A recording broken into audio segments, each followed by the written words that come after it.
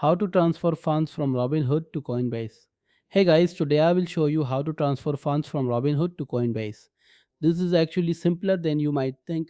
First, you will need to get your Coinbase wallet address ready. Open the Coinbase app and go to your homepage. Scroll all the way to the bottom and tap the transfer option.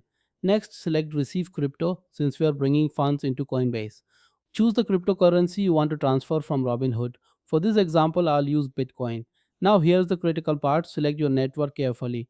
Coinbase offers several options like Bitcoin, Lightning, Base, or Solana networks.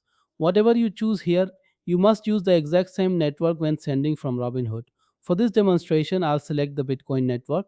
Once selected, you will see your wallet address. Tap the copy button to save it. Now switch to your Robinhood app, find the cryptocurrency you want to send, then click the send button. On the following screens, paste your Coinbase address, confirm the cryptocurrency matches what you selected in Coinbase, and most importantly, ensure the network is identical.